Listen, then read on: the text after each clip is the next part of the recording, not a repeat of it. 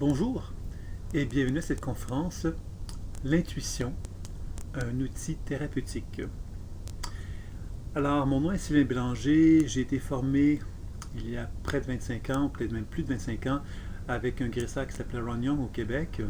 Ron Young est un Américain que j'ai suivi pendant 3 ans, sa formation, et j'ai constaté qu'il était facile pour moi donc de développer ce qu'on appelle la clairvoyance, la clairsentience, la clairaudience et la médiumnité. Ce sont des outils qui étaient enseignés. Beaucoup de gens avaient de la difficulté. Moi, j'avais une certaine facilité. C'était comme naturel. Je ne comprenais pas nécessairement pourquoi. Et ça m'a amené donc très rapidement à devenir intervenant, donc à chercher à développer ces habiletés intuitives-là pour soigner les gens, donc à travers des soins énergétiques tels que les guérisseurs le proposent. Hein. Donc ça a été, en fait, ma première démarche a été celle d'être un thérapeute, et elle l'est toujours. Hein. Je suis toujours thérapeute et je pratique toujours, encore aujourd'hui, et j'ai encore beaucoup de plaisir à le faire et à découvrir finalement l'être humain dans toute sa richesse et sa beauté. Et puis, progressivement, avec les années, en tant qu'intervenant, j'ai comme eu envie d'enseigner. Après quelques années, j'ai eu envie de proposer un enseignement sur la guérison. En fait, c'était comme ça que je le proposais, dans lequel j'apprenais aux gens un peu à intégrer, à combiner l'aspect intuitif avec l'aspect énergétique, donc à faire les deux aspects ensemble, de les combiner, afin, comme je te le disais aujourd'hui, de ne pas travailler en aveugle. Parce que je pense qu'il est important, évidemment, lorsqu'on fait des interventions énergétiques, on sait que l'énergie va faire du bien. On sait qu'elle va amener la personne qui le reçoit à ressentir un bien-être très souvent, à la soulager, peut-être même à la guérir, pourquoi pas. Hein? Ça arrive très fréquemment. Donc, cette idée de faire des soins est accessible à tous. Et plusieurs techniques aujourd'hui l'ont popularisé. Je pense au Reiki plus récemment. Il y avait le magnétisme avant ça qui existait, qui l'avait popularisé aussi. C'est-à-dire qu'à l'intérieur de formations très courtes, on parvenait donc à pouvoir utiliser l'aspect énergétique pour soigner. Maintenant, lorsqu'il s'agit d'intuition, la conférence L'intuition comme un outil thérapeutique, ce que je voulais présenter dans cette conférence, c'est les différentes façons d'utiliser l'intuition dans un contexte thérapeutique et différencier justement cette intervention intuitive-là avec d'autres interventions intuitives que l'on pourrait quelquefois mélanger avec l'aspect thérapeutique alors que ça n'en est pas. Il faudrait juste comme bien différencier les choses. Donc, moi, j'ai donc finalement développé cet enseignement-là, puis finalement, avec l'enseignement que j'ai proposé, j'ai progressivement constaté que j'avais envie de développer ma propre approche parce que j'avais comme un langage qui m'était propre, une façon de voir les choses qui m'était propre. Alors, c'est ce qui m'a amené à l'écoute imaginaire et qui était l'idée de l'écoute imaginaire, c'était de vraiment proposer un modèle d'intervention dans lequel l'intuition était véritablement thérapeutique et dans lequel on allait intervenir sur les gens pour les aider. Alors, ce que je compte faire aujourd'hui, c'est pas vous parler de l'écoute imaginaire comme telle, mais de vous parler évidemment de termes peut-être plus connus, dans lesquels, qui sont utilisés dans la pratique de l'écoute imaginaire, qu'on intègre dans l'écoute imaginaire, parce que dans la pratique de l'écoute imaginaire, la clairvoyance, la clairaudience, la clairsentience, la médiumnité, le channeling sont toutes des techniques qui sont utilisées, mais elles sont utilisées dans un contexte où on essaie de le transmettre à un niveau thérapeutique. Alors, c'est ça un petit peu qui va m'intéresser aujourd'hui, de vous présenter chacune de ces techniques-là, en vous expliquant un petit peu comment elles fonctionnent, dans le regard que moi j'ai, évidemment, sans vous présenter nécessairement en détail ce qu'est l'écoute imaginaire. Donc, on va commencer avec, l'intuition. Pour commencer, peut-être, qu'est-ce que c'est que l'intuition? Bien, évidemment, l'intuition, on en a tous. C'est notre petite voix intérieure qui nous parle. On peut l'expérimenter dans son propre corps par des sensations qu'on peut ressentir à l'intérieur de nous-mêmes, des sentiments de bien-être, des sentiments de mal-être aussi qu'on peut, quand on est dans un lieu ou quand on est en contact avec des gens. On peut également entendre une petite voix qui nous parle, qui nous dit des choses. On peut également percevoir des choses, avoir des flashs qui se manifestent à l'intérieur de soi. Alors tout ça, évidemment, ce sont des intuitions qui peuvent s'appliquer à la vie quotidienne, c'est-à-dire que dans le cadre de notre journée, on peut avoir des intuitions pour diverses raisons qui vont nous informer d'un certain nombre de choses et qui vont peut-être nous guider par rapport à notre journée, ce qui est très très bien. Quand on parle d'intuition dans un contexte thérapeutique, c'est évident qu'on doit dépasser ce stade-là. Vous êtes d'accord avec moi sans aucun doute. Alors donc, évidemment, dans ma vision des choses, la première chose la première idée à quelque part qu'on doit développer quand on veut devenir un intervenant, un intuitif qui va donc utiliser l'intuition comme un outil professionnel, c'est d'abord l'appliquer sur soi. Alors pour moi, euh, donc cette intuition qu'on perçoit à l'intérieur de nous-mêmes d'une façon plus ou moins nette, qui n'est pas toujours présente en soi, ce qu'on va chercher à faire dans un premier temps, c'est de chercher à lui donner, à l'amplifier de façon qu'elle devienne de plus en plus présente dans notre vie, de façon à ce qu'on soit capable de l'utiliser d'une façon quotidienne, justement, au gré de notre volonté, c'est-à-dire que parce qu'on en a besoin, parce qu'on en a le désir, on puisse la faire intervenir. Alors pour moi, ça c'est déjà une forme de maîtrise que d'être capable de faire intervenir, justement, notre intuition à tout moment puis à tout instant.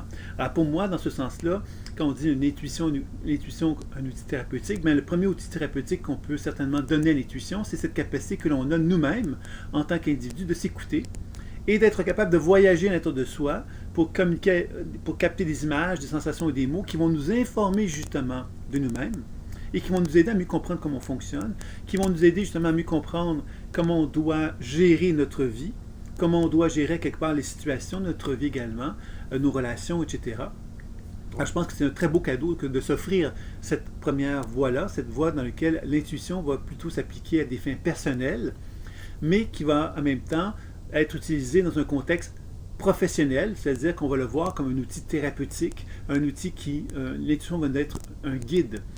Alors que quelquefois, l'intuition, évidemment, on a tendance, bien évidemment, on va souvent aller voir, par exemple, des gens qui vont nous dire la bonne aventure, par exemple, qui peut être intéressant, mais quand même, la bonne aventure, qu'est-ce que ça fait? C'est que ça nous projette dans le futur et ça nous met dans une position de passivité par rapport à celui-ci souvent.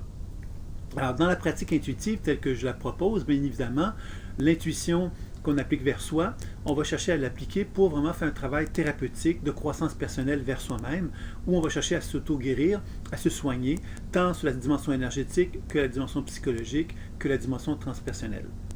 Alors, il faut savoir que dans notre champ énergétique, il y a donc un rayonnement énergétique, notre corps, nos organes, nos chakras rayonnent énergétiquement parlant. Donc, évidemment, lorsqu'on est capable de percevoir notre propre champ énergétique, on est capable d'avoir une évaluation de notre degré de vitalité, de notre habileté justement à être en santé, etc. Et donc, évidemment, les actions qu'on va effectuer en tant que thérapeute intuitif sur soi-même va être de justement apprendre donc à donner à notre corps tout ce qui est nécessaire pour que cette santé soit optimale et qu'il puisse arriver effectivement à ce qu'on se sente dans cette position d'optimisation de la santé que l'intuition pourrait nous apporter. Évidemment, l'intuition qui se combinerait évidemment à des interventions énergétiques, à des interventions de déprogrammation également qui peuvent être effectivement applicables dans cette pratique-là, qui va amener donc l'individu qui l'utilise, cette intuition pour lui-même, à devenir en quelque sorte quelqu'un qui est en maîtrise de cette habileté-là. Et c'est évident que cette maîtrise-là est essentielle pour moi de l'appliquer vers soi, avant de pouvoir envisager de l'appliquer vers l'autre, puisque l'appliquer vers l'autre, ça sous-entend être capable justement de comprendre ce que vit l'autre aussi, non pas simplement dans notre perception de se comprendre ce qu'il lui vit, mais de comprendre quelque part qu'est-ce que ça implique justement que d'avoir ce regard d'un intuitif vers soi. Alors quand on a notre propre regard sur soi-même en tant qu'intervenant et qu'on prend le temps de découvrir les outils intuitifs et les forces et les faiblesses peut-être aussi qui peuvent résulter d'un travail intuitif, ben on va être en mesure de mieux accompagner un partenaire dans un contexte thérapeutique. Donc pour moi, la première étape de cette intuition, de cette démarche en tant qu'intuitif qui a envie de devenir un thérapeute, c'est évidemment une démarche personnelle dans laquelle on va apprendre à s'accompagner. Ce qui n'est pas une chose facile, qui nécessite justement qu'on soit capable d'être dans une position de témoin vers soi-même et qu'on puisse se tendre la main et évidemment cheminer dans notre vie pour favoriser un travail d'accompagnement et de guérison avec soi-même.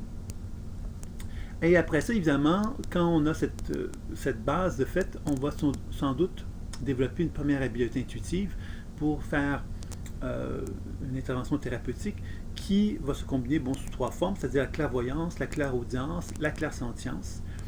C'est-à-dire qu'à ce moment-là, on va développer nos sens pour être capable de les utiliser pour voyager chez un partenaire et être capable de capter des informations de ce partenaire-là pour le guider, l'orienter, l'aider. Si on est visuel, c'est-à-dire que si on est clairvoyant, on va donc capter des images, qui vont se manifester à l'intérieur de soi. Ces images-là vont évidemment nous donner des informations sur la personne qui se trouve devant nous, et nous allons évidemment chercher à décoder tout cela. C'est-à-dire que c'est important de comprendre qu'un outil thérapeutique, l'intuition comme outil thérapeutique, ça sous-entend une chose toute simple, c'est que l'intervenant doit être capable de pouvoir donner des informations intuitives à son partenaire et de comprendre justement que les informations qu'il donne aident son partenaire, l'orientent, élargissent sa conscience, lui permettent justement d'avoir une vision plus large et plus globale de lui-même, pour commencer. Donc, on enrichit sa connaissance de soi. C'est vraiment la première étape fondamentale, ce qui veut donc dire que le thérapeute intuitif doit être capable d'interpréter les informations qu'il va capter pour être en mesure, donc justement, d'aider le partenaire dans cette idée à quelque part qu'il va mieux se connaître, mieux se comprendre, etc. Il va être capable donc d'interagir avec le partenaire en question pour que celui-ci, évidemment, confirme l'information qui lui est donnée et qu'il y ait donc une forme de sentiment donc de plus grand alignement avec soi-même qui puisse en résulter. Si on est dans la clairsentience, on va être plus dans les sensations, donc l'intervenant va plus ressentir des choses dans son corps concernant le partenaire. Et le processus reste le même, l'interprétation est fondamentale. Le thérapeute doit être en mesure d'interpréter ce qu'il perçoit à l'intérieur de lui-même pour ensuite le partager avec son partenaire. Et le partenaire va pouvoir évidemment réagir et lui confirmer ou ne pas confirmer ce qui vient de lui. Mais c'est fondamental évidemment que le thérapeute intuitif soit capable de percevoir, de comprendre avant même qu'il le dise à son partenaire, pour être capable justement d'être dans une position de maître. Le maître, c'est celui qui sait ce qui se passe. Si on est un intuitif et on ne comprend pas ce qu'on fait, on ne comprend pas ce qui se passe, ce qu'on perçoit, on va donner à notre partenaire une longueur d'avance. Et cette longueur d'avance, on ne la veut pas lui donner. Tout simplement, pourquoi? Parce que cette personne-là nous donne de l'argent. Il y a un échange financier ou un échange quelconque qui existe, qui fait que le thérapeute intuitif a une responsabilité.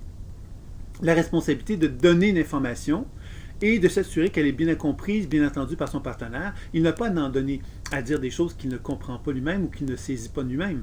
Il a par contre à être capable d'avoir été entraîné au préalablement pour être capable justement de donner une information qui va être la plus juste possible et il va pouvoir la confirmer auprès de son partenaire. C'est vraiment ça, en fin de compte, l'idée pour moi qu'un thérapeute intuitif doit avoir comme objectif pour penser intervenir d'une façon professionnelle auprès de sa clientèle. Le clairaudient, c'est celui qui entend, donc celui-ci va entendre des voix, et ces voix-là, évidemment, vont lui donner de l'information sur son partenaire, et encore là, il va devoir donc lui transmettre. Encore une fois, le clairaudient doit être en mesure de comprendre qu'est-ce qui se passe, pour être en maîtrise, pour ne pas devenir justement un individu qui serait un peu comme ben là on me dit ça, je ne sais pas pourquoi on me le dit, et puis là le partenaire nous regarderait, puis il nous répondrait, mais moi non plus je ne sais pas pourquoi on me dit ça. On resterait dans une position qui n'est pas professionnelle. On n'est pas dans une position où on serait dans un cadre professionnel ou un cadre thérapeutique non plus, parce qu'on serait plus dans une forme d'anecdote. C'est une situation un peu anecdotique, ou une personne où j'entends des choses, je ne comprends pas ce que ça veut dire, et j'en parle à mon partenaire qui ne sait pas ce que ça veut dire non plus. Donc, on est un peu dans une espèce de situation un peu incertaine, et qui n'est certainement pas favorable à la première étape thérapeutique, qui est finalement d'amener notre partenaire à mieux se connaître, à mieux se comprendre. Évidemment, après lui avoir donné une meilleure compréhension de lui-même, nous allons aussi chercher évidemment à faire de la déprogrammation de la mémoire, c'est-à-dire que par le biais de notre habileté intuitive, on va être capable d'interagir avec les mémoires qui animent le champ énergétique de notre partenaire, et ces mémoires-là sont souvent figées par des expériences émotionnelles, et nous allons pouvoir intervenir, toujours en étant par l'intuition, par la clairvoyance, par la clairaudience, par la clairsentience, nous allons pouvoir intervenir pour justement changer la relation que notre partenaire a avec certaines expériences de son passé et donc ramener justement de la vie dans certains espaces de son propre corps pour justement favoriser une forme d'unification de son être. Encore là, c'est une intervention thérapeutique qui va être effectuée. Nous pourrions terminer cela avec un soin énergétique qui serait finalement un peu comme la finalisation d'un soin optimal, puisqu'on donnerait à ce moment-là à notre partenaire l'occasion de pouvoir profiter du soin à son maximum de cette façon-là.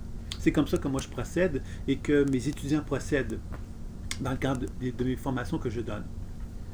Donc ça c'était pour dire que le clairvoyant, le clairaudient, le clairsentient a donc une certaine habileté à se connaître lui-même par un propre entraînement qu'il aura fait de ses propres habiletés sur lui-même, et ensuite il sera capable de pouvoir comprendre son partenaire et être capable donc de le guider, de l'orienter, de le diriger pour qu'il se comprenne mieux. Et ensuite, il y aura donc des actions qu'il devrait posséder, hein, pour pouvoir justement réunifier l'individu en une unité plus forte, plus solide, par un travail de déprogrammation et de soins énergétiques très fréquemment serait souhaité. Donc ça, c'était pour la clairvoyance, clairaudience, clairsentience. Maintenant, pour ce qui est de la médiumnité. Alors, la médiumnité, c'est une technique, encore là, il n'y a pas de formation comme telle. Lorsqu'on on se dit médium, plein de gens peuvent se dire médium. Mais qu'est-ce que c'est que la médiumnité? Ma définition à moi, le médium, c'est que on devient à ce moment-là un intermédiaire. C'est-à-dire que je communique avec une source autre que moi. Cette source-là, elle est évidemment imaginaire. Je dis imaginaire parce qu'elle n'est pas objectivable. Je ne peux pas démontrer qu'il y a quelqu'un à côté de moi, par exemple, qui me parle. Je ne peux que simplement dire ce qu'elle me dit. Et les gens entendent ce que j'ai à dire de ce que cette énergie-là me donne. Donc ça, c'est une nuance importante à faire. Donc, on doit bien comprendre que la médiumnité est un processus qui peut être pathologique, d'une part, hein, c'est-à-dire qu'il y a des pathologies qui existent dans lesquelles des gens vont entendre des voix et qu'ils ne maîtrisent pas, ils ne sont pas du tout en état d'équilibre par rapport à ces énergies-là. Ils peuvent même avoir des fantaisies, etc., donc des déséquilibres psychologiques importants qui peuvent en résulter.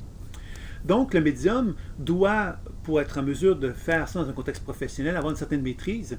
La maîtrise, c'est être capable de communiquer avec des énergies effectivement qui peuvent être associées donc à des personnes décédées, donc mon grand-père, ma grand-mère, etc. On peut communiquer avec donc ça peut être aussi avec des guides, évidemment, qui peuvent être aussi des sources d'informations intéressantes, ou des énergies célestes. Bon, il y a toutes sortes de possibilités là ici de travailler avec des manifestations spirituelles, en fin de compte, qui vont nous donner un message, souvent, pour notre partenaire. La particularité ici de la médiumnité, c'est que le médium ne sait pas nécessairement le message qui va lui être transmis. Donc, inévitablement, sa qualité de canal, sa qualité d'interaction avec l'énergie en question devient importante. Parce que s'il n'a pas cette bonne qualité d'interaction-là, il peut donner de l'information, mais l'information, évidemment, ne sera peut-être pas cohérente, peut-être pas claire, pas très nette, pas très précise, parce que justement, le médium en question n'aura pas développé un canal suffisamment favorable pour permettre une information fluide et claire du message qu'il devrait transmettre à son partenaire. Donc, encore là, évidemment, même chose qu'avec le clairvoyant. Tantôt, j'ai dit que, ou le clairaudient ou le clairsentient, il y avait donc une pratique vers soi à faire. Donc, le médium a certainement l'obligation, je dirais, hein, de développer un travail sur lui-même dans lequel la manifestation, quelle qu'elle soit, se présente à elle et lui transmettre de l'information, afin que le médium apprenne justement à reconnaître la qualité de l'information qui lui est transmise et à reconnaître effectivement la pertinence des informations qui lui sont données. Alors, quand il a effectué ça, ben, à ce moment-là, il peut se retrouver dans une position thérapeutique avec un client, puisqu'il a vécu à travers son propre expérience c'est quoi ses forces et c'est quoi ses faiblesses par rapport à un travail médiumnique, et il va pouvoir donc ensuite le transmettre à son partenaire en exprimant justement donc des messages qui vont avoir pour objectif d'une part de favoriser la connaissance de soi chez notre partenaire, la même chose, d'amener effectivement un travail de guérison, de déprogrammation, de libération de mémoire et de favoriser une meilleure circulation énergétique. Alors évidemment, à travers la médiumnité, il se peut que le médium, bon, il y a des gens qui vont incarner une énergie dans leur propre corps. Il y a des gens quelque part qui vont collaborer avec le guide, c'est-à-dire qu'ils vont faire un soin en même temps que le guide va faire un soin aussi. Donc c'est comme si on était deux individus, dont un qui est invisible, qui font un travail sur une même personne. Alors vous voyez, il y a plein d'options comme ceci qui peuvent être effectuées dans un travail. Puis il y a également un travail plus subtil où je pourrais être assis, c'est le guide qui travaillerait sur la personne qui est sur la table de massage, par exemple, qui est devant moi. Donc je ne ferais rien de spécial, sauf que j'accompagnerais le guide en train de faire un travail de cette façon-là. Donc vous voyez qu'il y a plusieurs façons d'aborder ce type de travail, mais encore là, l'objectif est toujours le même. Le médium va habituellement transmettre une information qui va donc amener son partenaire à prendre conscience d'une connaissance de soi, de libération de mémoire et de soins. Un élément bien important qu'il faut certainement aborder aussi, qui est très fondamental et qui est très important dans le travail, qu'on soit clairvoyant, clairaudient, clairsentient ou médium, c'est toute la notion, évidemment, du potentiel évolutif. C'est-à-dire que moi, quand je fais que je donne de l'information intuitive à mon partenaire, je lui donne une certaine somme d'informations qui vont souvent l'amener à comprendre mieux son passé, à libérer, à mieux comprendre son présent, afin de lui permettre justement de se dégager de ce poids qu'il traînait avec lui pour accéder à un potentiel futur plus facilement. C'est-à-dire, c'est un peu comme si on lui permettait de se dégager de blocage en état de lui-même pour être capable d'aller plus rapidement vers l'essentiel de qui il est. Et dans le travail intuitif, qu'on soit médium, qu'on soit clairvoyant, clairaudient, clairsentient, on va être capable d'observer justement ce potentiel futur-là qui prend forme, parce qu'en faisant le soin, à mesure qu'on fait le soin, à mesure que le champ énergétique de notre partenaire va nous transmettre justement de plus en plus clairement ce potentiel évolutif qui est présent. Donc, c'est un peu comme si, à mesure qu'on fait un travail sur notre partenaire, bien évidemment, celui-ci met en lumière davantage ce qu'il est réellement et nous permet donc de voir clair de plus en plus vers son chemin de vie. À ce moment-là, on peut mieux le conseiller. Alors ça, c'est un élément très important qui va s'effectuer donc tout au long de la démarche thérapeutique avec le médium. La troisième démarche, qui est le channeling. Alors, dans le channeling, il faut savoir qu'il y a deux façons de l'aborder. Okay? C'est-à-dire qu'on travaille avec des énergies qui sont des énergies plus vastes, souvent. Et ces énergies qui ont des messages qui ont plus une portée humanitaire, c'est-à-dire une portée collective, je dirais. Encore là, si on veut le faire dans un contexte thérapeutique, on doit bien comprendre que le message qu'on va transmettre dans un contexte de channeling est un message qui va s'adresser non pas à un individu, mais qui va s'adresser souvent à une population, à une foule, à une collectivité. Donc, c'est fort intéressant. Et la différence avec la médiumnité, évidemment, c'est que habituellement, ce sont des énergies qui sont très, très évoluées et qui ont un désintérêt, on va l'appeler comme ça, d'une façon très caricaturale, envers justement tout le processus d'explication psychologique, etc. On n'est pas à ce niveau-là. On est vraiment plus dans un niveau où on va mettre l'emphase vers une expérience de l'amour ou une expérience évolutive, mais à un niveau très, très spirituel. Donc, on est beaucoup moins dans la matière, beaucoup moins dans l'aspect thérapeutique, en quelque sorte. Quoique ça peut être thérapeutique, le channeling, puisqu'évidemment, exprimer des phrases, à quelque part, je vais vous donner un exemple de channeling qui représente bien ce que c'est. Par exemple, on pourrait dire quelque chose comme ceci. L'amour universel est en chacun de nous, et c'est ce qu'il révèle, cet amour universel. C'est cette lumière qui émane de tous les êtres humains qui se tiennent par la main dans cet univers immensément vaste et qui nous donne l'autorisation de pouvoir envisager cette vie de plus en plus lumineuse. Alors, vous voyez, c'est un exemple que je vous donnais pour mettre en évidence justement que dans le channeling, on peut exprimer des choses très très vastes qui ne sont pas de portée individuelle ou portée personnelle et dans lesquelles on va transmettre un message d'amour ou un message de transformation, un message d'espoir également aussi.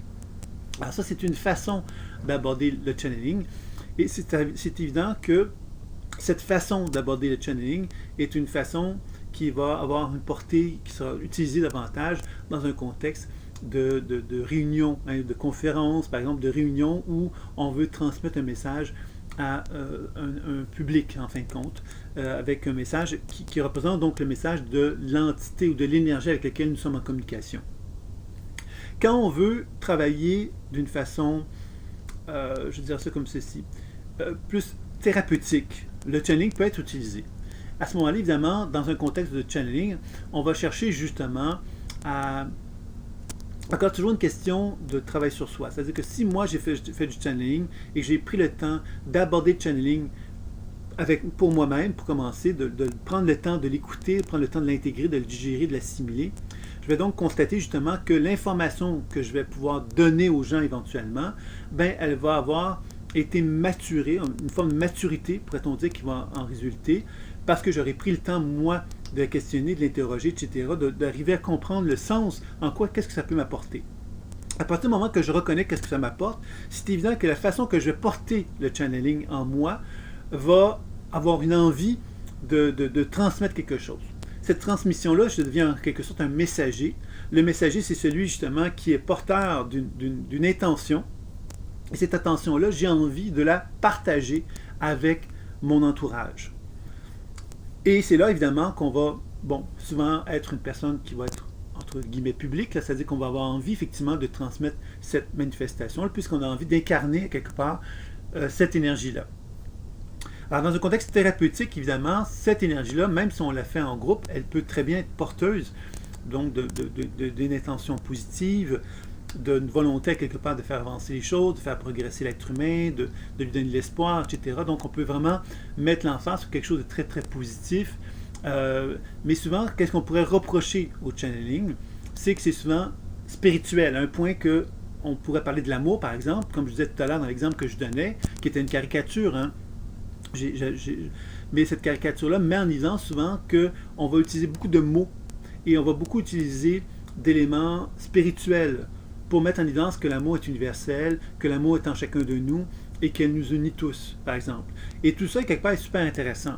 Sauf qu'en même temps, dans un contexte thérapeutique, elle néglige d'une certaine façon l'individualité de l'être humain et tout évidemment les limitations qui font qu'il n'est pas capable, lui, d'expérimenter cette expérience de l'amour comme l'expérience du channeling peut l'exprimer ou peut le verbaliser. C'est là qu'évidemment, il y a une genre de coupure qui va se faire entre le fantasme d'être finalement unifié avec l'amour et finalement la réalité où je me reconnais que je ne suis pas donc unifié avec cet amour-là.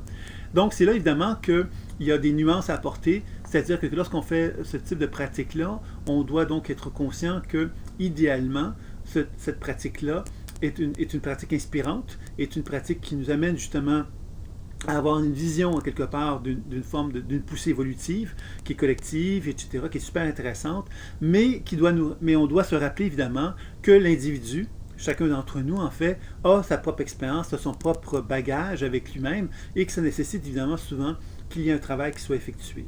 Donc, on peut toujours dire effectivement, par exemple, qu'actuellement, dans la conscience humaine universelle sur Terre, il y a une transformation qui se manifeste. Même si cette transformation, elle est là et qu'elle s'adresse à tous les êtres humains sur Terre, elle va se vivre différemment pour chaque individu.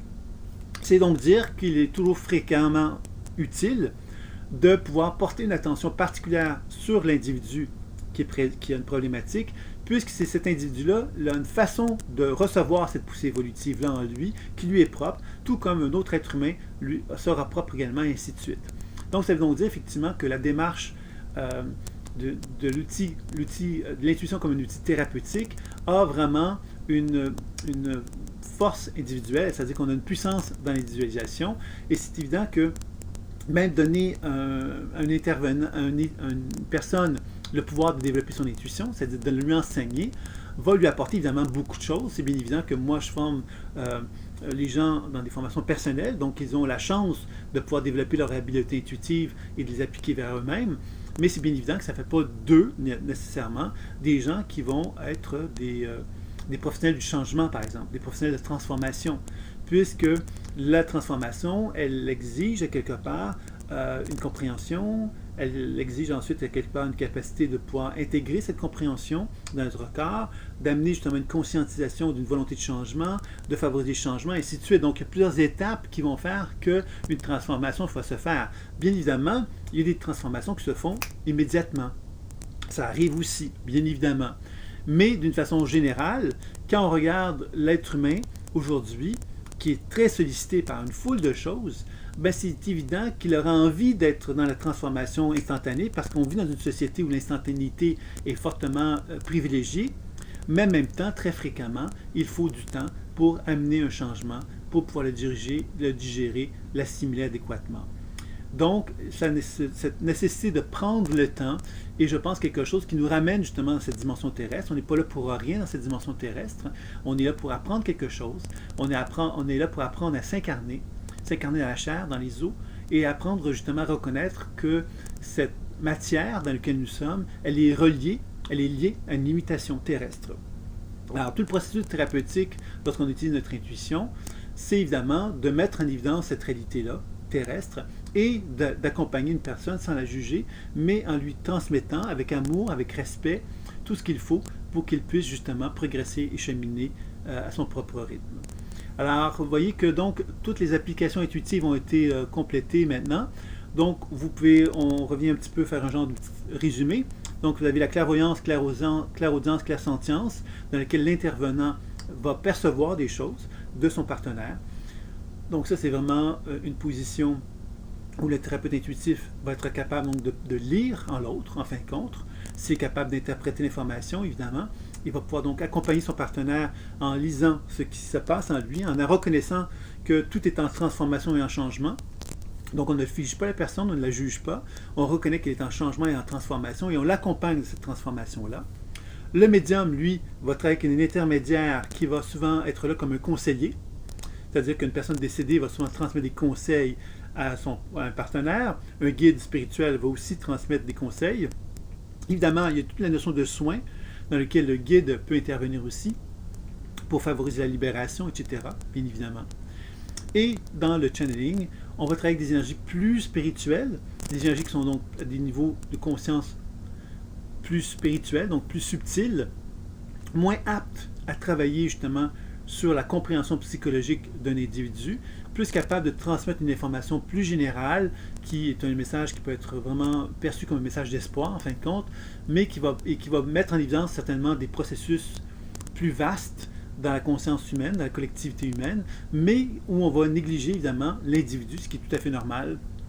Et c'est pourquoi justement que je crois que lorsqu'on intervient dans le channeling, on doit évidemment avoir une attention sur l'individu à qui on s'adresse, de rappeler à quelque part que cette transformation, elle va en générer quelque chose. C'est-à-dire que moi, je peux très bien dire que la conscience universelle est en voie d'expansion présentement et que cette voie d'expansion-là, quelque part, touche l'élévation de chaque être humain sur Terre et que cette élévation-là pourrait provoquer évidemment diverses choses. Hein? Je pourrais très bien amener cette notion-là.